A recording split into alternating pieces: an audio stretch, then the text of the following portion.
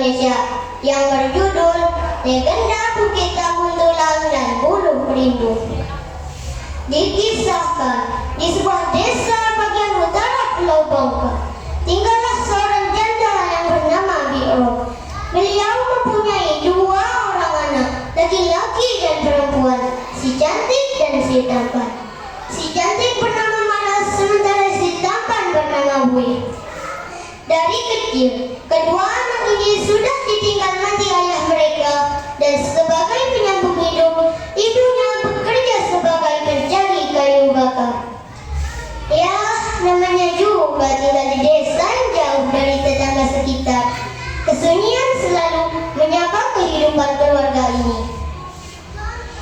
Tidak disangka, dengan seiringnya waktu, justru kakak beradik ini tumbuh dengan dewasa dan saling jatuh cinta. Dan dari sinilah kisah ini berawal. Di suatu ketika, 2 kakak beradik ini diam-diam menyusun rencana untuk menikah dan menyampaikan hubungan mereka kepada sang ibu. Bu, sepertinya saya dan Maras saling menyayangi, Bu. Wah, bagus itu. Sebagai adik dan kakak seharusnya memang saling menyayangi. Apalagi kalian berdua lah yang menjadi harapan ibu. Kalau kalian berdua tidak saling menyayangi, ibu jadi sedih. Jadi, ibu merestui untuk kami saling bersama, Bu. Benarkah itu, Bu? Aduh, senang hati ini kalau ibu merestui hubungan kami. Hubungan macam apa? Dan bagaimana yang kalian maksud? Ibu tidak mengerti.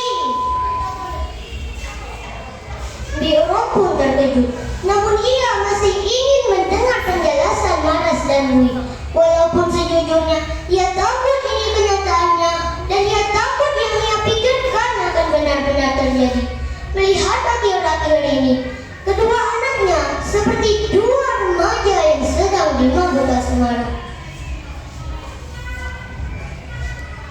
Aduh, ibu, tapi kami saling mencintai.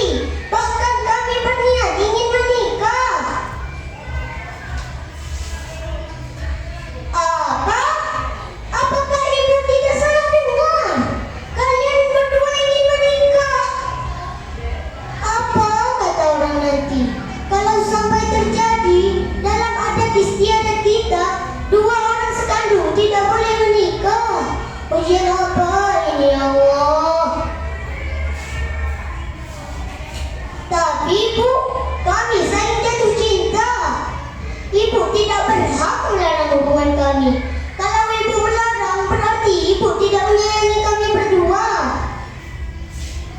Mendengar perkataan anak laki-lakinya, betapa kecewa dan marah hatinya Bi'ro.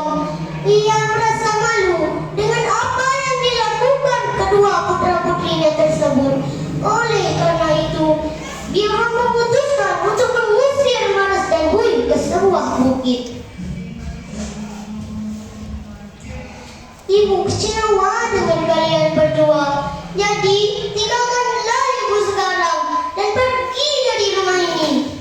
Biarlah kalian menjalani apa yang kalian mau. Tinggallah di bukit sana dan jangan kembali lagi. Apapun keadaan kalian, terserah. Pergi, pergi, pergi, ya Allah. Dengan berurai air mata, Bi'ro menutup pintu rumah. Dan tidak mau tahu lagi, dan tidak mau lagi menatap kedua putra-putrinya. Sementara itu, walau sedih, Maras dan Bui tetap bertekad untuk saling bersama-sama. Dan akhirnya pun mereka menuju ke bukit, dan di sanalah mereka tinggal bersama. Tidak ada penyesalan di hati mereka yang secara tidak langsung telah mengecewakan ibunya. Tidak lama kemudian, Bui berencana untuk memperluas wilayah mereka di bukit, tempat yang belum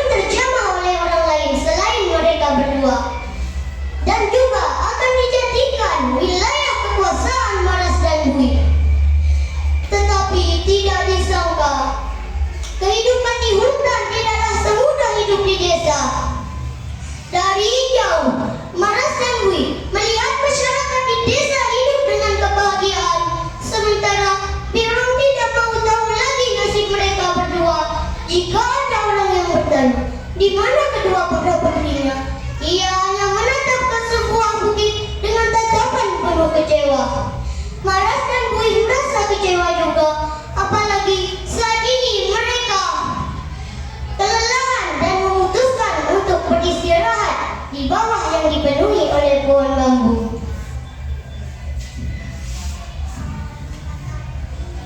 Lihatlah bang, dah berhari-hari kita tidak makan. Apa yang harus kita lakukan bang? Sementara orang di desa bisa seenaknya ke tempat kita, sementara kita tidak boleh turun ke desa bang. Sabarlah dek, bukankah kita pernah berjanji apapun keadaan kita tetap bersama. Bagi abang ini pun sudah cukup walaupun kita kelaparan. Tiba-tiba pohon yang ada di dekat mereka bergesekan ditiup angin sehingga menghasilkan suara yang sangat merdu, namun bentuknya tidak seperti biasa.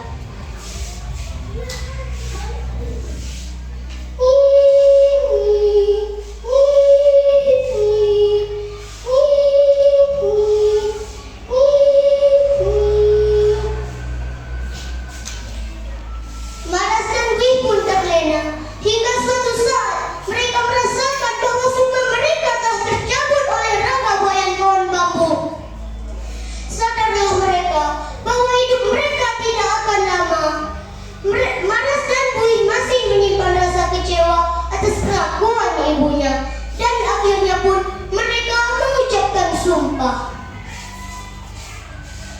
Biarlah raga kami di sini, dan bagi siapapun ke sini lalu mendengar alunan bulu perindu, maka mereka tidak bisa pulang dan tidak bisa kembali lagi. Dan akhirnya masyarakat pun enggan untuk menginjak kaki yang ada di kaki bukit tersebut. Namun konon suara bulu perindu banyak memikat orang-orang yang berani masuk ke dalam kaki bukit tersebut. Tanpa terkecuali, hewan-hewan pun akan terhanyut jika mendengar alunan bulu perindu. Lama-kelamaan, tempat itu sudah dipenuhi oleh tulang dan belulang orang-orang dan hewan karena tersesat dan tidak tahu lagi jalan pulangnya. Sehingga disebut dengan Bukit Tambun Tulang. Kata tambun atau nabun berarti banyak dalam bahasa Bangka. Pesan moral yang dapat kita ambil dari cerita ini ada: kita harus menghormati larangan dan aturan adat yang sudah berlaku. Pentingnya menjaga keselarasan antara manusia dan alam, serta sikap waspada terhadap godaan duniawi. Sekian dari dongeng saya. Terima kasih atas perhatiannya. Wassalamualaikum.